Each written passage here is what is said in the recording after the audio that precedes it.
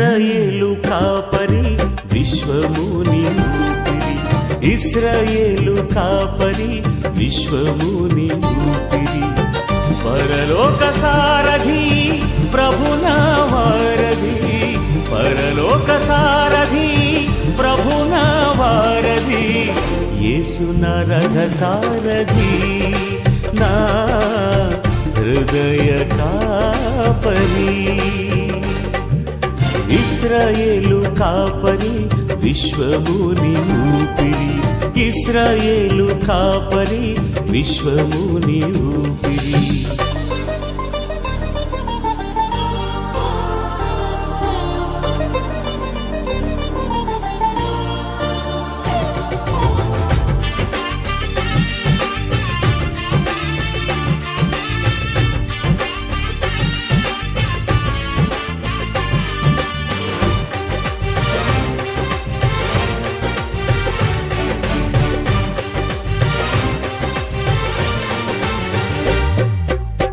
బబులోను బానిస బంధాలు తెంచి, బాధలు లేని బ్రతుకునియా,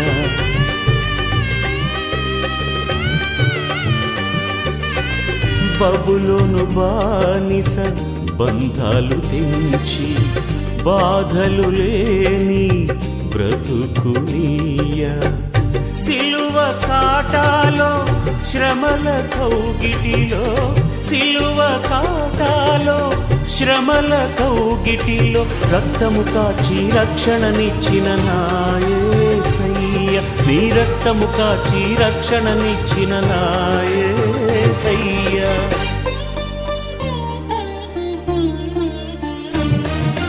ఇశ్రాయేలు కాపరి విశ్వముని ఊపిరి, ఇశ్రాయేలు కాపరి విశ్వ.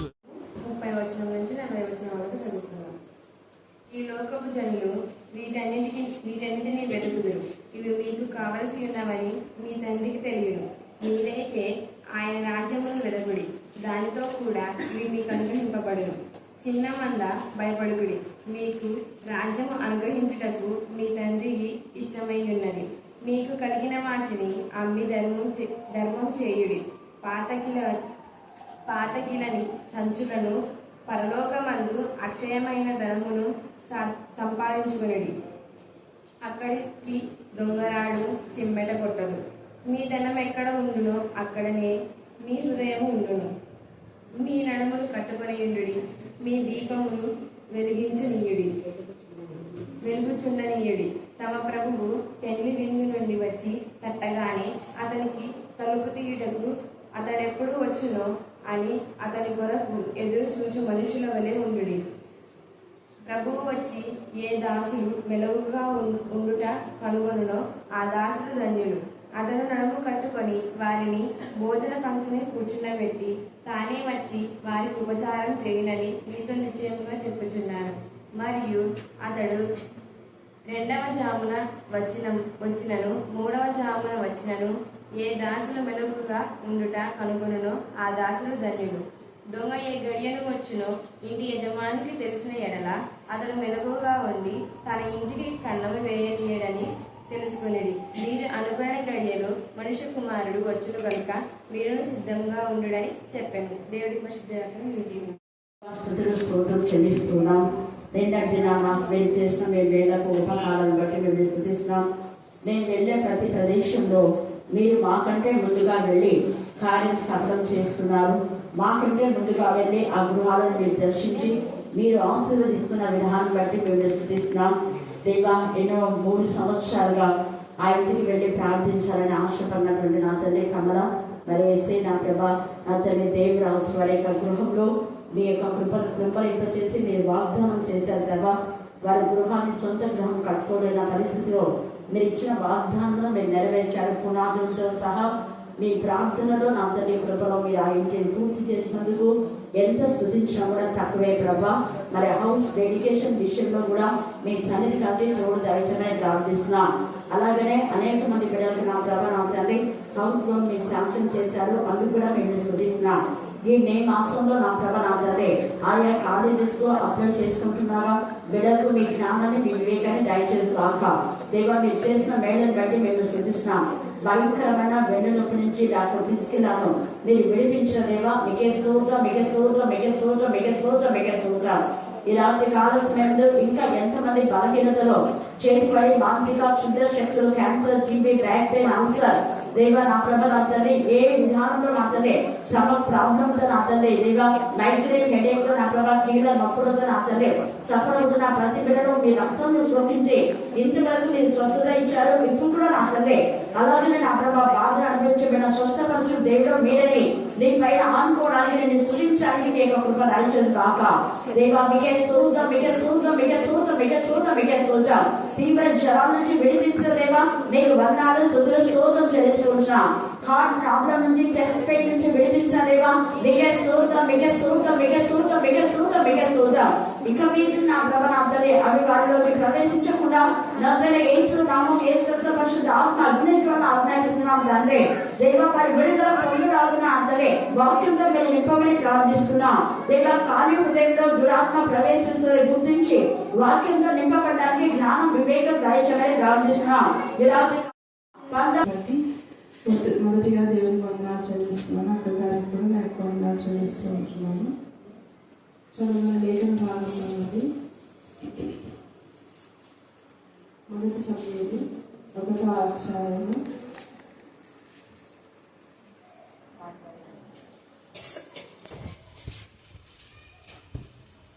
10వ వచనం మాత్రం చదువుకున్నాం.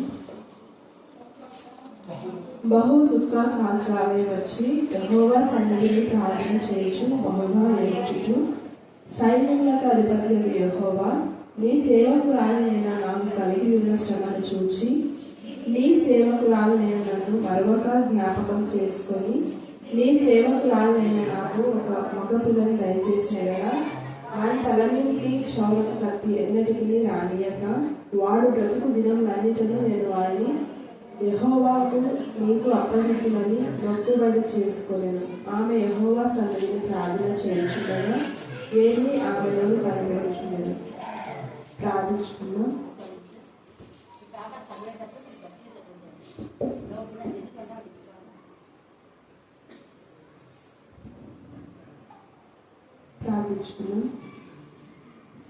మమ్మల్ని ప్రియా ప్రేమించిన మా ప్రియా పరులకు బంధువుల మా తండ్రి మీకు అనేకమైన వందనాలు స్తోత్రం చెల్లించుకుంటున్నాం. నమ్మదగిన దేవ, చాలంత దేవ, గొప్ప దేవ, కనికరం కలిగిన తండ్రి, జాలి కలిగిన తండ్రి, పరిశుద్ధుడా మీకు అనేకమైన వందనాలయ్యా. ఉదయకాల సమయంలో మిమ్మల్ని కాచి కాపాడి ఈ రాత్రి కాల సమయంలో నా ప్రభా దేవ వాక్యం చెప్పుటకు మరొకసారి కృపను అనుగ్రహించిన విధానాన్ని బట్టి మీకు స్తోత్రం. ఎన్నికలేని నా ప్రభా, అయోగ్యురాలు నా ప్రభా, మీ కృప చేత తండ్రి మమ్మల్ని బలపరుస్తున్న విధానాన్ని బట్టి మీకు లెక్కలేని వందనములు స్తుతులు స్తోత్రం చెల్లించుకోవచ్చు. వాక్యం చెప్తుండగా మీరు నాలో ఉండి ఏవైతే వీరికి అవసరమో వాటిని మాతో వినిపింప చేయగలరని మమ్మల్ని ఆత్మజితికే సమర్పిస్తూ నజరేయుడైన యేసు నామమున ప్రార్థిస్తున్నాం మా తండ్రి. ఆమేన్, ఆమేన్, ఆమేన్. దేవుని నామానికి మహిమ కలుగును గాక. ఈరోజు నేను అసలు ప్రిపేర్ కాలేదు వాక్యము, నేను చెప్తాను కూడా అనుకోలేదు. కాకపోతే నేను ఒకటి అనుకున్నా, ఏంటి అంటే ప్రతిసారి వాక్యం చెప్పు అన్నప్పుడల్లా నాకు ఏదో ఒకటి అవుతుంది. ఖచ్చితంగా అది నేను అబ్జర్వ్ చేసుకుంటున్నాను. మొన్న కూడా సాటర్డే కదా అక్క వాళ్ళు ప్రేయర్కి వెళ్ళారు. అక్కడ పవన్ వాళ్ళ ఇంటికి వాక్యం చెప్పరాదని ముందు రోజు చెప్పింది. ఆ రోజు నాకు ఫ్రైడే మధ్యాహ్నం బాగుంది, నైట్ ఫుల్ జ్వరం, ఎంత అంటే హై టెంపరేచర్ వచ్చేసింది. ఇది చాలా సివియర్గా ఉంది. అయితే చిన్నారితో సాటర్డే అన్న తొందర స్టార్ట్ చేసిన నాకు స్టార్ట్ అవుతుంది కదంటే చిన్నారు ఒకటే అంది, లేదా కానీ నేను 8 గంటలకే స్టార్ట్ చేస్తా, నన్ను టీచర్ అరుస్తుంది 8 గంటలు, కానీ టీచర్కి చెప్తా చిన్నారు నాకు చాలా అవుతలేదంటే కూడా వినట్లే పాప. సరే దేవుని చిత్తం అంటే అది కూడా మంచిదే, ఏది చెప్తే ఆ టైంనే ఫాలో కావాలి. సరే చిన్నారి అంటే కంటిన్యూ చేయని అట్లే కూర్చున్నా. ఆ రోజు కూడా అసలు చాత అయితే నిలబడడానికి. ఈ రోజు ఏంటంటే సాతాన్ని ఎప్పుడు నేను వాక్యం చెప్పాలనుకుని ఎట్లా శోధిస్తుంది కదా, ఈ రోజు చెప్పకుండా నాకు దేవుడు అవకాశం ఇచ్చి చెప్పాలి. సరే నేను ఏదైనా చెప్పగలననే నమ్మకం నాకు, దేవుడు నాకు శక్తిని ఇస్తాడు. ఇప్పటికి కూడా వాళ్ళకి కోల్డ్ చేసింది బాగా. ప్రతిసారి చెప్పన్నప్పుడల్లా సాతాను ఏదో విధంగా శోధిస్తుంది, చెప్పకుండా అయినా చెప్తున్నా, బలం ఇస్తున్నాడు. ఈ రోజు కూడా ఖచ్చితంగా చెప్పాలని ముందుకేసి మరి దేవునితో వాదించిన ఒక 5 నిమిషాలని ఏం ప్రభు ఇంత అవకాశం ఇచ్చినా ఖచ్చితంగా నేను చెప్తా, బాగాలేకపోయినా సరే నేను చెప్తా అని చెప్పి వచ్చి ముందుకు నిలబడి చెప్పడం జరుగుతుంది. మీరు కూడా నా కోసం మీరు మనసులో ప్రార్థన చేయండి. నిలబడేంత వరకు నాకు శక్తి కావాలి, ఎందుకంటే చాలా నీరసంగా ఉంది. నేను చాలా సార్లు అనుకుంటున్నా, రిపోర్ట్స్ అన్ని నార్మలే వస్తున్నాయి. నాకు మా చిన్నమ్మకే ఆ పెయిన్ తెలుసు, ఎందుకంటే ఆమె నేను బాగా సతాయిస్తున్నా. నాకు తెలిసి ప్రతి విషయంలో నాకు తల్లి, మా అమ్మకేం తెలియదు. సరే ఆమె ప్రతి విషయంలో నాకు తల్లి కంటే ఎక్కువ సేవ చేస్తుంది. ప్రతి విషయంలో ఎక్కడ పోదాం చిన్నమ్మ అంటే ఎన్ని పనులన్నా ఉండని, సరే అమ్మ పోదాం, సరే అమ్మ పోదాం. ఆమె మనసులో ఏమనుకున్నా నాకు తెలియదు, కానీ నాకు ఒక తల్లిలాగా దేవుడు నాకు ఇచ్చినాడు. ఇప్పుడే కాదు, ఫస్ట్ డెలివరీ నుండి కూడా చిన్నమ్మని నేను తీసుకుపోతున్నా. ఎక్కడికి ఏ టైంలో పోయినా వస్తుంది. అలా చిన్నమ్మ నాకు ఎంతో సహాయం చేస్తుంది. ఇప్పటికి కూడా మొన్నటి వరకు కూడా అన్ని నేను రిపోర్ట్స్ వస్తున్నాయి, కానీ నాకు ఎందుకు ఈ వీక్నెస్ ప్రతిదీ. అంటే నేను ట్రిడికో కూడా తీపించుకున్నా, అంటే ఇక్కడ చెస్ట్ పెయిన్ చెప్పి అది నార్మలే వచ్చింది, స్టమక్ నార్మలే వచ్చింది. నిన్న మళ్ళీ జనరల్ హాస్పిటల్ పోయినా, ఎందుకు ఇంత సివియర్గా కాళ్ళు అంతా లాగేస్తున్నాయి. జనరల్ హాస్పిటల్ పోతే మళ్ళీ అక్కడ నాకు మొత్తము సార్ బ్లడ్ టెస్ట్ అన్ని ఇచ్చినారు, అక్కడ నార్మల్ రిపోర్టే వస్తుంది. సార్ అన్నాడు, సరే నీకు విటమిన్స్ లోపం ఏమైనా ఉండొచ్చు, B12 తగ్గిండొచ్చు అని ఒక ఇంజెక్షన్ ఇచ్చారు. కొంచెం బెటర్గా ఉంది, అయినా కూడా నాకు నిలబడడానికి శక్తి సరిపోవట్లేదు, కాళ్ళంతా బాగా లాగేస్తున్నాయి. ఎందుకు అంటే నేను కొంచెం వితౌట్ సాల్ట్తో, అంటే ఉప్పు లేకుండా తక్కువ ఉప్పుతో తింటున్నా. అంటే మనం ఉప్పు తిన్న బాడీ కదా, సడన్గా ఉప్పు తినకపోతే ఏమవుతుంది, నేను చేస్తానే కదా. చిన్నమ్మ చెప్తున్నాను, అమ్మ నీకేం కాదే, అక్క చెప్తుంది, అందరు చెప్తున్నారు, అయినా నాలో ఏదో చిన్న భయం అనమాట. ఏది నచ్చినా ఏమవుతుందో ఏమో టెన్షన్. ఆమె చెప్తూనే ఉంది, అక్క చెప్తుంది, అందరు చెప్తున్నారు, అయినా నా మనసులో నుండి వెళ్ళట్లేదు, ఆ డిప్రెషన్ అనేది వెళ్ళట్లేదు అనమాట. సో నా కోసం అందరూ ప్రార్థన చేయండి. ఈరోజు నేను మొండికి గాలి వచ్చి వాక్యం చెప్పాలనుకున్నాను, ఎందుకంటే ప్రతిసారి శోధిస్తుంది. ఈ రోజు ఏం చేసో చూద్దాం అన్నట్లే వచ్చిన దేవుడు నాకు శక్తి ఇస్తున్నాడు, అందుని బట్టి దేవునికి స్తోత్రం. సరే, ఈ రోజు నేను చెప్పబోయే అంశం ఏంటి అంటే హన్నా గురించి చెప్పాలని చేయించుకున్నాను. ఇక్కడ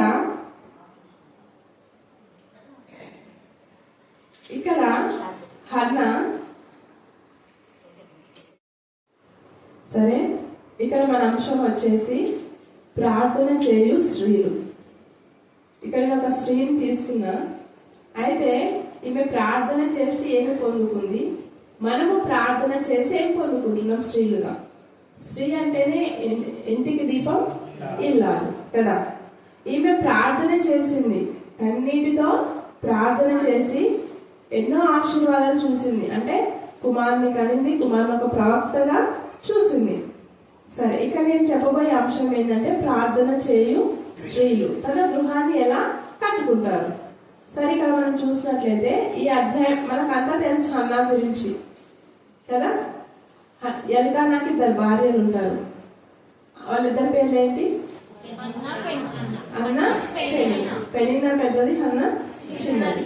అయితే పెనిన్నాకు పిల్లలు కలుగుతారు, హన్నాకు పిల్లలు లేరు. అయితే కొన్నిసార్లు నిజంగా ప్రార్థన చేసే వాళ్ళకి ఎక్కువ శోధనలు ఉంటాయి. స్త్రీలకు కానీ పురుషులకు కానీ ఎవరికైనా సరే ప్రార్థన చేసే వాళ్ళకి ఎక్కువ శోధనలు ఉంటాయి. ఖచ్చితంగా ఇంట్లో ఏదో సమస్య ఖచ్చితంగా మనం అనుకుంటాం, ఎందుకబ్బా ఇంత ప్రార్థన చేశారు. మన పక్కింటి వాళ్ళని చూసి హ్యాపీగా ఉంటారు, వాళ్ళు ప్రార్థన చేయరు, ఏం చేయరు, అన్ని లోకానుసారమైన అన్ని చేస్తూనే ఉంటారు, అయినా వాళ్ళు హ్యాపీగా ఉంటారు. కొన్నిసార్లు మనకే శోధనలు వస్తుంటాయి. శోధనలు సహించి జయించినరులు ధన్యుడు కదా. ఇక్కడ కూడా హన్నాకు శోధన ఎదురైంది. శోధన అని చెప్పొచ్చు, కాకపోతే దేవునికి ఇంకా ఆమె దగ్గర కావడానికి కూడా ఇన్ని రోజులు ఆమెకి గర్భఫలం ఇవ్వలేదేమో మేబీ మనం అనుకోవచ్చు. అయితే ఇక్కడ పెనిన్నా ఆమెను ఎంతో నీచంగా చూస్తుంది. నీకు పిల్లలు కలగలేదు, నీకు ఎవరు లేరు, నా భర్త నన్నే ప్రేమిస్తాడు. కానీ ఇక్కడ ఎల్కానా మాత్రము హన్నాకు ఒక తల్లిగా ఉంటాడు, తండ్రిగా ఉంటాడు, సహోదరుడుగా ఉంటాడు. నేనున్నా కదా, పిల్లలు లేకపోతే నేనున్నా కదా, నేనే పిల్లని అనుకో, నేనే భర్తని అన్ని చెప్తూ వచ్చిన ఆమెకి గిల్టీ ఫీలింగ్. పిల్లలు లేకపోతే ఎవరికైనా బాధ ఉంటుంది కదా.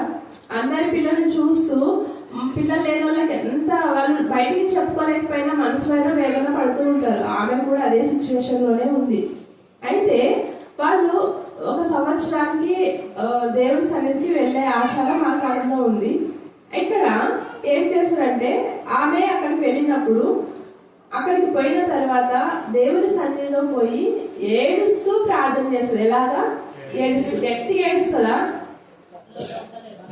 మనస్సులో ఏడుస్తుంది, లోపల ఏడుస్తూ బాధపడుతూ రోధిస్తూ దేవుని సన్నిధిలో ప్రార్థన చేస్తుంది. కొంతమంది ప్రార్థన చేస్తారు. మత్తయి సువార్త 6వ అధ్యాయంలో ఆమె ప్రార్థన ఉంటుంది. వేశ్యదారుల వల్ల మీరు ప్రార్థన చేయవద్దు. వీధుల్లో నిలబడి అందరు వినేలా ప్రార్థన చేస్తారు. అది అవసరం లేదు. అది వేషధారులకు మాట. అంటే మరి నేను అలా అని చెప్పట్లేదు. కొంతమంది లోపల చేసుకోరు ప్రార్థన, బయటికి నా ప్రార్థన వినాలి, నేను ఎంత బాగా చేస్తానో ఎంత బాగా పాడుతున్నావు అనే లోపల ఉద్దేశంతో ప్రార్థన చేస్తారు. అలాంటి ప్రార్థన సఫలం కావు కదా. ఇక్కడ హన్నా గట్టిగా ప్రార్థన చేసిన తన సమస్యను బట్టి ఏం చేసింది? దేవుని సన్నిధిలోకి వెళ్లి మోకరించి కన్నీటితో ప్రార్థన చేసింది. ఎలాగా? ప్రభువా, నాకు మళ్ళా అడిగింది ఖచ్చితంగా నాకు మగ పిల్లగాడే కావాలన్నది. నాకు ఏ పిల్లైనా పర్వాలేదు అన్నదా? ఇక్కడ చూడండి, నీ సేవకురాలైన నాకు మగ పిల్లను దయచేసిన ఎడలా. ఆమె మళ్ళా కోరిక ఎట్లా ఉంది? పిల్లలు లేరు, ప్రార్థన చేసి ఏ పిల్లైనా పర్వాలేదు, దేవుని చిత్తంలో ఎవరుంటే వాళ్ళకి వస్తే చాలనుకుంటారు. కానీ ఈమె కండిషన్ పెడుతుంది దేవునికే, నాకు ఖచ్చితంగా మగ పిల్లగాడే కావాలి. అప్పుడు మనమైతే ఆమె ఒకవేళ ప్రార్థన చేస్తుంది. ఒకవేళ మనం ఈ ఇప్పుడు మనం ఉన్న వాళ్ళలో ఎవరైనా ప్రార్థన చేసినానికి ఏమైనా పిచ్చా, పిల్లలు లేదే దేవుడా తల్లి, ప్రార్థన చేసి పిల్లలు ఈ దేవుడా అనేది పోయి నాకు మగ పిల్లేగాడే కావాలి, ఆడపిల్లే కావాలి అని ప్రార్థన చేస్తుంది. మీకు ఏమన్నా పిచ్చా? మనమైతే అనుకుంటాం, బయటికి అనకపోయినా మనసులోనే అనుకుంటాం, మనసులో అనుకోకపోయినా చేలలో కూడా అనుకుంటాం ఖచ్చితంగా కదా. ఆ అమ్మంట ప్రార్థన చేసింది, పిల్లలు లేదు, ఏదో దేవుడి తల్లి అని ప్రార్థన చేసి దేవుడు ఇస్తాడు కదా, మరి మగ పిల్లగాడే కావాలని అడగడం ఏంది అని అనుకుంటారు. కానీ నేను ఖచ్చితంగా ప్రార్థన చేస్తుంది, నాకు మగ పిల్లగాడే కావాలి. మగ పిల్లగాడిని ఇస్తే ఆమె ఏం చేసిందంట?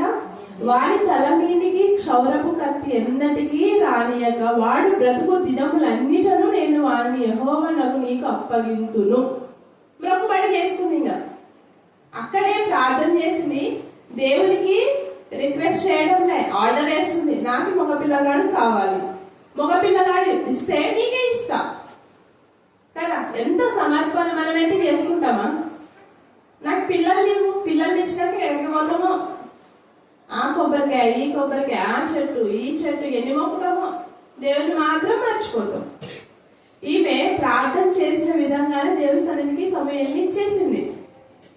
అలాగే దేవుని సన్నిధిలో మనం చేసే విజ్ఞాపన, మనము చేసే ప్రార్థన దేవునికి ఇష్టంగా ఉంటే ఖచ్చితంగా దేవుడు ఇస్తాడు. హల్లెలూయా, హల్లెలూయా.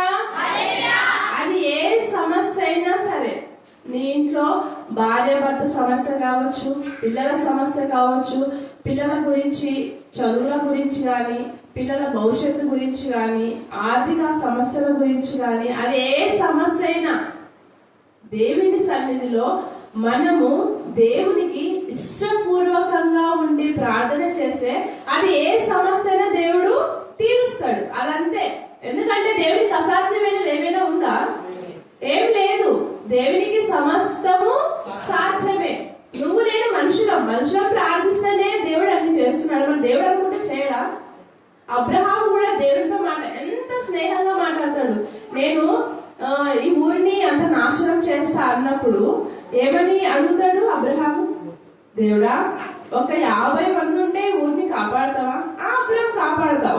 మనం ఎంత క్లోజ్ గా ఫ్రెండ్స్ తో మాట్లాడతామో అంత క్లోజ్ గా దేవుడితో మాట్లాడుతున్నాడు. సరే నేను కాపాడతా. మళ్ళీ డౌట్ వస్తుంది, నన్ను ఏమనుకోకపోతే ఇంకొక రిక్వెస్ట్, ఇంకొక 45 మంది ఉంటే కాపాడతావా? కాపాడతా. మళ్ళీ నేను మనం చేసుకుంటా. 30 మంది ఉన్నా కాపాడతావు. 30 మంది ఉన్నా కాపాడతా. ఎంత అసలు ఆ చదువుతుంటే ఎంత హ్యాపీ అనిపిస్తుంది అంటే దేవుడు ఎంత మంచోడు కదా, ఎంత సంతోషం అంటే నిజం. ఆ వాక్యం చదవండి, మనసులో చాలా సంతోషం వస్తుంది. హల్లెలూయా, హల్లెలూయా. దేవునికి మనం ఇష్టంగా ఉంటే దేవుడు ప్రతిదీ వింటాడు. ఆ భక్త ప్రతిసారి చెప్తాది కదా, నాకు చిన్న విషయంలో దేవుడు గొప్ప కార్యాలు చేస్తాడు, నాకు చిన్నది అడిగినా రెండుకి ఇస్తాడు దేవుడు. అంటే దేవుడికి మనం ఇష్టంగా ఉంటే దేవుడు ఏదైనా చేస్తాడు, మనం ఏది అడిగినా ఇస్తాడు. కాకపోతే అక్కడ ఒకటి ఉండాలి, దేవునికి ఇష్టం లేని మనం ఎప్పుడు అడగొద్దు. ఒకవేళ అడిగినా దేవుడు మనకి ఇవ్వడు, అది ఇచ్చినా మనం పొందుకోలేము కదా. కాబట్టి అబ్రహాము ఎంత వినయంగా, ఎంత అసలు ఆ మాట చదువుతుంటే ఎంత సంతోషమైందంటే, ఎంత బాగా మాట్లాడుతుందంటే ఒక్కరున్నా నేను రక్షిస్తే అబ్రహాము అని చెప్పేస్తాడు. అప్పుడు ఆయనకి ఎంత సంతోషం ఉంటది కదా. అలాగే మనం చూసినట్లయితే గిజ్జు అని మనం చూస్తాం, ఆయన కూడా మంచి ఇక్కడే పడాలంటే అక్కడే పడుతుంది, ఆ గొర్రెమొచ్చు మీద పడాలి అంటే అక్కడే పడుతుంది. ఎంత కదా దేవుడు మనుషుల్ని ఎంత ప్రేమిస్తున్నాడు. నిజం, చాలా చాలా ప్రేమిస్తున్నాడు దేవుడు. ఆ ప్రేమ మనం గుర్తించలేకపోతున్నాం. మానవులుగా దేవుణ్ణి ఎంత దూరం ప్రార్థిస్తున్నాం, పెదవులతోనే ప్రార్థిస్తున్నాం. నిజంగా అంటే దేవునితో నిజంగా మనం అనుభవ సంబంధం కలిగి ప్రార్థన చేస్తే దేవుడు ఖచ్చితంగా ఇస్తాడు. అలా బైబిల్లో ఎంతో మందికి ఎన్నో మేలులు చేశాడు. ఇక్కడ ఈ స్త్రీ కూడా ప్రార్థన చేసింది. దేనికోసం? పిల్లల కోసం ప్రార్థన చేసింది. పొందుకుంది, మంచి కుమారుని పొందుకుంది. పొందుకున్న వెంటనే పాలు విడిచిన వెంటనే దేవుని సన్నిధికి అప్పచెప్పింది. తను మొక్కుబడి చేసుకుంది, నువ్వు నాకు మగ పిల్లగానే ఇచ్చినాడు. ఇచ్చినాక నాకు ఇచ్చినాడు కదా అని దేవుని దూరమైందా? దేవుని మాటను తిరస్కరించలే. దేవునికి ఏదైతే మొక్కుబడి చేసుకుందో మొక్కుబడి ప్రకారమే దేవుని సన్నిధిలోకి తెచ్చి వదిలేసింది. వదిలేసిన వెంటనే దేవుడు సమయంతో మాట్లాడడం స్టార్ట్ చేస్తాడు. నువ్వు నేను మన పిల్లల కోసం ఏమని ప్రార్థన చేస్తున్నాం? ఇప్పుడున్న కాలము చాలా భయంకరంగా ఉంది. రాకడ చాలా చాలా చాలా చాలా సమీపంగా ఉంది. యుద్ధములు, ఇప్పుడు మనకి పాకిస్తాన్ కి ఇండియాకే యుద్ధం స్టార్ట్ అయింది. మనం ఉంటామో పోతామో కూడా మనకు తెలియదు. ఏ నిమిషంలో ఏం జరుగుతుందో తెలియదు, ఏ నిమిషంలో ఏ విపత్తు వస్తుందో కూడా మనకు తెలియదు. ఈ రోజు మనం బ్రతికి ఉన్నాము అంటే రేపు బ్రతికి ఉంటాము అన్న నమ్మకాలు మనకు లేవు. కాబట్టి మన పిల్లల కోసము మనము ప్రార్థన చేయాలి. మనకి ఏది కావాలో దేవుడు ఖచ్చితంగా ఇస్తాడు. ఇవ్వడని చెప్పట్లేదు, దేవుడు ఖచ్చితంగా ఇస్తాడు. అయితే మనము దేని కొరకు మనం ప్రార్థన చేస్తున్నాం. అందుకే ఇర్మియా గ్రంథంలో చెప్తాడు, రోదనం చేయ స్త్రీలను పిలవనంపుడి, మీ పిల్లల కొరకు మీరు ప్రార్థన చేయుడి అని చెప్తున్నాడు. యవనస్తుల కోసం ఖచ్చితంగా మనం ప్రార్థన చేయాలి. మన పిల్లల కోసం మనం ఖచ్చితంగా ప్రార్థన చేయాలి. ప్రభువా, నా పిల్లలను నీ సన్నిధికి నేను అప్పచెప్తున్నాను. మన కుటుంబాల కొరకు మనమే ప్రార్థన చేసుకోవాలి. ఇంటికి దీపం ఇల్లాలు, దీపం ఆరిపోతే ఇల్లు ఎలా ఉంటుంది? చీకటిగా ఉంటుంది. ఆ చీకట్లో మనం ఏమైనా చేయగలుగుతామా? ఏమి చేయలేము కదా. మనము ఒక వస్తువు ఒక దగ్గర పెట్టి వెతుకుతున్నాము అంటే ఎక్కడ వెతుకుతున్నాం? చీకట్లోనే. వెలుగు ఉంటే ఏ వస్తువు ఎక్కడుందో మనకు క్లారిటీగా తెలుస్తుంది, వెంటనే ఆ వస్తువు మనం తీసుకుంటాం. కాబట్టి మనము స్త్రీలుగా మనము మన కుటుంబాలను రక్షించుకోవాలంటే మన ప్రార్థన చాలా అవసరం. మన భర్తల కోసమైనా సరే, మన పిల్లల కోసమైనా సరే, వాళ్ళ భవిష్యత్తు కోసమైనా సరే మనం ప్రార్థన చేయాల్సిందే. అందుకే సమూయేలు 2:26 అంటాడు, బాలుడగు సమూయేలు ఇంకను ఎదుగుచు యెహోవా దయయందును మనుషుల దయయందును వర్ధిల్లుచుండెను. ఈ మాట ఇంకొకరికి కూడా చెప్పబడి ఉంది. ఎవరికి? యేసుక్రీస్తుకి. ఏమని చెప్పబడి ఉంది? వర్ధిల్లుచుండెను కదా. ఇక్కడ యేసు ప్రభుకి ఏదైతే సమూయేలుకి ఏదైతే చెప్పబడిందో యేసు ప్రభు కూడా అదే చెప్పబడింది. ఎప్పుడు? తల్లి ప్రార్థన చేసింది. అక్కడ ఆమె ఊకే కలలేదు కుమారుణ్ణి, ప్రార్థన ద్వారా తెప్పించుకుంది కదా. మనము మన పిల్లల కోసం ప్రార్థన చేసినప్పుడు వాళ్ళకి ఏది కావాలో దేవుడు సిద్ధపరిచి ఉంటాడు. మన ప్రార్థనే చాలా అవసరం కదా. అలాగే మనం బైబిల్ గ్రంథంలో చాలా మంది స్త్రీలను తల్లులను మనం చూస్తాం.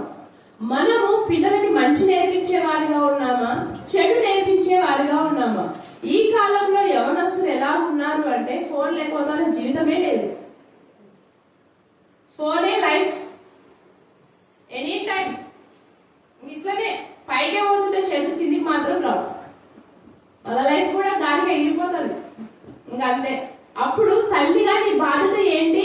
వాళ్ళని సరిదిద్దాలి. ఏదో ఇలా చేస్తే నీకు నష్టం, ఇలా చేస్తే నీకు మంచి జరుగుతుంది అని మనము వినని వినకపోతే మనం చెప్పే బాధ్యత మన మీద ఉంది. వాళ్ళు వినలేదా? ప్రార్థన చేయి. ఎక్కడ?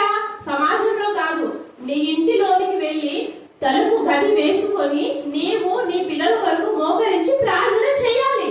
చేస్తే దేవుడు వారికి ఏది కావాలో ఖచ్చితంగా దేవుడు ఇస్తాడు. ఎందుకంటే సమయములు కాలములు దేవుని ఆధీనంలో ఉన్నాయి. ఎప్పుడు ఏం జరుగుతుందో మనకు తెలియదు.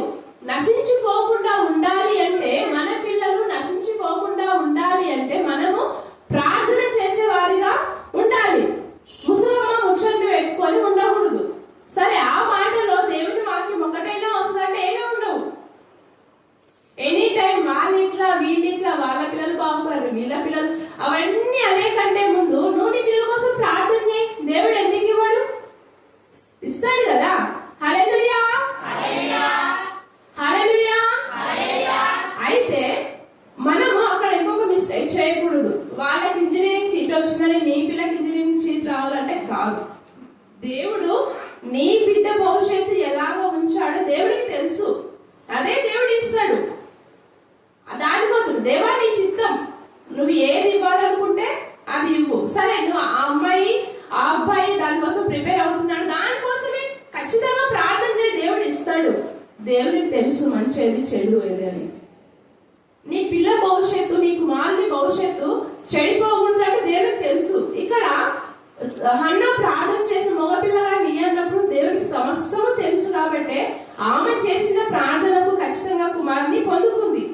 నువ్వు కూడా నీ పిల్లల కోసం ప్రార్థన చేసే వాళ్ళకి అది కావాలని దేవుడు ఇస్తాడు.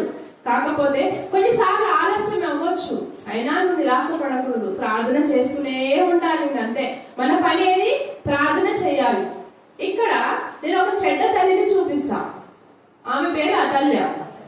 నాకు రెఫరెన్స్ అంత ఐడియా లేదు. అఖిల్ వచ్చాడు, అఖిల చెప్పాడు నాకు రెఫరెన్స్. అతల్య ఆమె తన కుమారుడికి ఏం నేర్పించింది? చెడు నేర్పించింది, పాపం గురించి నేర్పించింది. దుర్మార్గము తల్లి అని బైబిల్లో రాయబడి. అంత చెడ్డ పేరు మనకు అవసరమా? ఆమె ఏం తల్లి అంట? ఇప్పుడు తల్లి అలాగే ఉన్నారు. పక్కింట్లో గట్టిగా చేస్తుంది, నువ్వు అట్లనే ఏం ఖచ్చితంగా నేర్పిస్తారు. తల్లులను బట్టే పిల్లలు అలాగే తయారవుతున్నారు. ఇది మనం చూస్తున్నాం, చేస్తున్నాం. తల్లి ఏ పని అయితే చేస్తుందో పిల్ల అదే పని చేస్తుంది.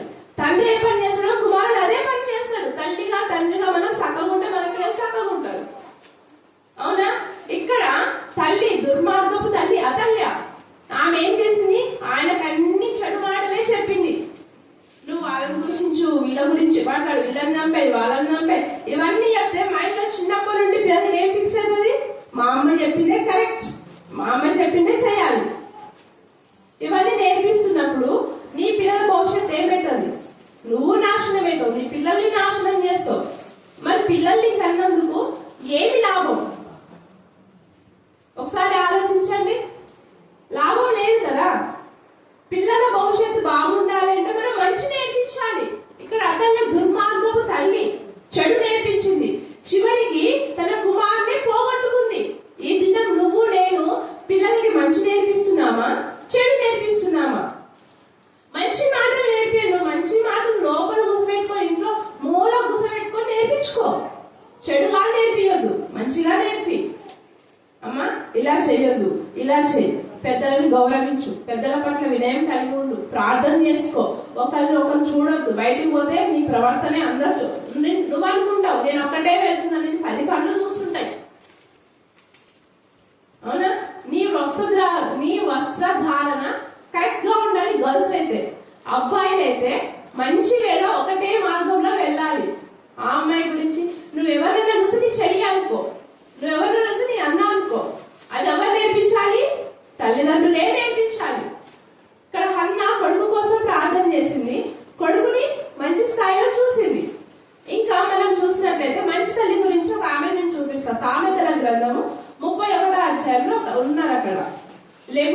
తల్లి.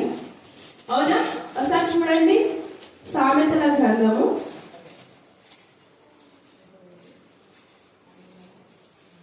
4వ అధ్యాయం. ఇక్కడ 2వ వచనం, నా కుమారుడా నేనేమందు, నేను కన్న కుమారుడా నేనేమందు, నా బ్రొక్కులు బ్రొక్కిన కుమారుడా నేనేమందు, నీ బలమును స్త్రీలకియకుము, రాజులను నశింపజేయు స్త్రీలతో సహవాసము చేయకుము. ఇక్కడ ఏం నేర్పిస్తుంది తల్లి? మంచి మాటలు నేర్పిస్తుంది. ఏమని? నీ బలమును స్త్రీలకియకుము. ఇక్కడ మంచి మాటలు నేర్పిస్తుంది లెమూయేలుకి. యవనస్తుడుగా ఉన్నాడు, మంచి మాటలు నేర్పించింది కాబట్టి మంచి మార్గంలో వెళ్తున్నారు. నీ బలమును అంటే ఒకవేళ నువ్వు అబ్బాయి అయితే నువ్వు పరాయి వైపు చూడద్దు. ఒకవేళ చూసినా నువ్వేమనుకో, నాకు అక్కలు ఉన్నారు కదా, నాకు అమ్మ ఉంది కదా, ఇలా అనుకోండి. మంచి ఆలోచనలు వస్తాయి. అలాగే అమ్మాయిలు మన వస్త్రధారణ బయటికి వెళ్ళినప్పుడు బహు జాగ్రత్తగా ఉండాలి.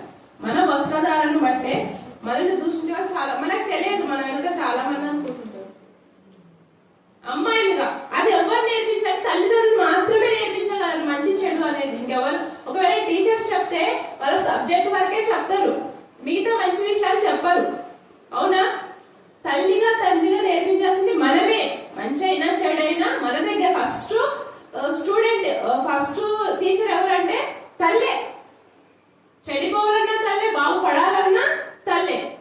నీ యవ్వనం చూసి, నీ అందమును చూసి నువ్వు గర్విస్తే దేవుడు ఒక రోజు నాశనం చేస్తాడు. నేను మన శనివారం చెప్పిన ఉజ్జియా గర్వపడతాడు. గర్వం నాశనం నాకు ముందు ఏముంటది? గర్వం ఉంటది. అలాంటి గర్వం మనకి అవసరం లేదు. తల్లిగా తండ్రిగా మనము పిల్లలు చక్కదిద్దే మార్గంలో చేయాలి. మన కుటుంబం కోసం మనం ప్రార్థన చేసే వాళ్ళుగా మనము ఉండాలి. అప్పుడే మన కుటుంబం కట్టబడుతుంది, ఆశీర్వదింపబడుతుంది, అనేకులకు ఆశీర్వాదకరంగా ఉంటది. మన పిల్లలు మంచి ఉన్నత స్థాయికి రావాలి అంటే మనం ఏం చేయాలి?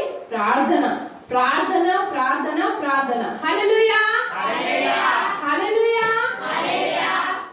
మళ్ళీ చెప్తున్నా, రాకడ చాలా సమీపంగా ఉంది. దేవుడు ఈ క్షణాలు రావచ్చు. మనము నరకానికి పోవాలని ఆశిస్తున్నామా? దేవునితో పాటు ఎత్తబడాలని ఆశిస్తున్నామా? మన పిల్లలు నశించాలని మనం ఆశపడుతున్నామా? రక్షింపబడాలని మనం ఆశపడుతున్నామా? దయచేసి మన పిల్లల కోసం మనం ప్రార్థన చేద్దాం. మన భవిష్యత్తు కోసం, మన కుటుంబం. అనేక యవనస్తులు చాలా మంది చెడిపోతున్నారు లోకంలో. వాళ్ళందరి కోసం ప్రార్థన చేసే తల్లి బాధ్యత మనదే. మన పిల్లలే కాదు, అనేక మంది పిల్లలు కూడా ఉన్నారు మనకి. వాళ్ళందరి కోసం మనము ప్రార్థన చేయాలి. ఎంత ప్రార్థన చేస్తే మన పిల్లలు అంత ఆశీర్వాదింపబడి దేవుని రెక్కల కింద అంత భద్రంగా ఉంటారు. అలా కాకపోతే ఇక్కడ అతనే చేసిన చెడు మార్గంలో నడిస్తే అతను ఏమైనాడు? లాస్ట్ కి చంపబడ్డాడు. మన పిల్లలు కూడా అలాగే అయిపోతారు. అలాంటి పరిస్థితి మన పిల్లలకి వద్దు. మన 139వ కీర్తనలో నీవు పండుకొనుట, నీవు లేచుట, నువ్వు కూర్చుంటుట ప్రతి దేవుడికి తెలుసు. నువ్వు సముద్రంలో ఉన్న దేవుడు చూస్తాడు, భూమి క్రిందికి వెళ్ళిన ఆజ్ఞమంతా చదువుకోండి, క్లియర్ గా ఉంది. యవనస్తులకి మరీ చెప్తున్నా, ఎందుకంటే ఈ లోకము చాలా చెడ్డ లోకం. యవనస్తులు మనం ఎక్కడ ఉన్నా దేవుని కంచు మన చుట్టే ఉంది. నువ్వు ఎక్కడ పోయినా, నేను ఆడలో పోతుంది ఎవరు చూడరు, నేను ఇక్కడ ఉన్నా నన్ను ఎవరు చూడరు, దేవుడు అన్ని చూస్తుంటాడు. బయటి భాగం చేసిన వాడు లోపల భాగం చేయలేడు. అక్క చెప్పింది కదా, అది ఎంత బాగుందంటే వచనము, ఎంత మనం చదివితే ఎంత మనము ఆశీర్వదింపబడతాం వాక్యాన్ని. మొదటిగా తల్లిగా నీ బాధ్యత ఏంటి? పిల్లల కోసం ప్రార్థన చేయాలి, కుటుంబం కోసం ప్రార్థన చేయాలి. అప్పుడే మన కుటుంబాన్ని మనము రక్షింపగలుగుతాం. మనము పిల్లలకు ప్రార్థన చేయ నేర్పాలి. ఎలా ప్రార్థించడం నేర్పాలంటే రోజునం చేస్తూ ప్రార్థన చేయాలి. నువ్వే కాదు, నీ పిల్లలు కూడా ప్రార్థన చేయాలి. నేను ప్రార్థన చేస్తున్నా కదా, నా పిల్ల విచ్చలవిడిగా తిరగాలని అనుకుంటున్నావా? ఒక పిల్లని ఏమన్నా అంటే మనకి ఎంతో రోషం వస్తుంది కదా, దేవునికి కూడా రోషం వస్తుంది. ఎప్పుడు నువ్వు దేవునితో మంచి సంబంధం, దేవునికి ఇష్టకరంగా జీవించినప్పుడు నిన్ను ఎవరైనా అంటే దేవుడు ఊరుకోడు. దేవుడు తగిన బుద్ధి చెప్తాడు. అయితే మనము మన పిల్లల కోసం ప్రతి విషయంలో ప్రార్థన చేయడం ఎందును, రొట్టె విచ్చుట ఎందును, సహవాసమందును ఎడతెగక ఉండండి అని చెప్తున్నారు అపోస్తల కార్యం 2వ అధ్యాయంలో కదా, 52వ వచనం అనుకుంటా. అక్కడ మనం ఎప్పుడు ప్రార్థన చేస్తూనే ఉండాలి, మన జీవిత కాలం అంతా ప్రార్థన చేస్తూనే ఉండాలి. అప్పుడే మన కుటుంబాలు ఆశీర్వదింపబడతాయి. ఒకవేళ లేట్ అవుతున్నా అది మన మనిషి కోసమే. అలాగని చెప్పి చెడు అంతా చేసి దేవుడు నాకు ఇంకా ఇస్తాలే, చెడు మార్గంలో నడిపిస్తూ లేట్ అవుతుంది, ఏమి దేవుని చిత్తం ఎట్లుందో, చెడు మార్గంలో దేవుని చిత్తం అనుకుంటే దేవుడు చేస్తాడా? చెయ్యడు. మంచి మార్గంలో నడిపిస్తూ దేవుని చిత్తం కోసం కనిపెట్టండి, అది ఏదైనా సరే దేవుడు మనకి ఇస్తాడు. హన్నలాగా ప్రార్థన చేస్తూ, లెమియల్ తల్లిలాగా ప్రార్థన చేస్తూ మంచి మార్గంలో నడిపిస్తూ పిల్లల కోసం, మన కుటుంబాల కోసం ప్రార్థన చేయవలసిందిగా ఈ యొక్క వాక్యం ద్వారా తెలియజేస్తూ ముగిస్తున్నాను. దేవుడు తన పరిశుద్ధ వాక్యమును దీవించి ఆశీర్వదించుగాక. ఆమేన్, ఆమేన్, ఆమేన్.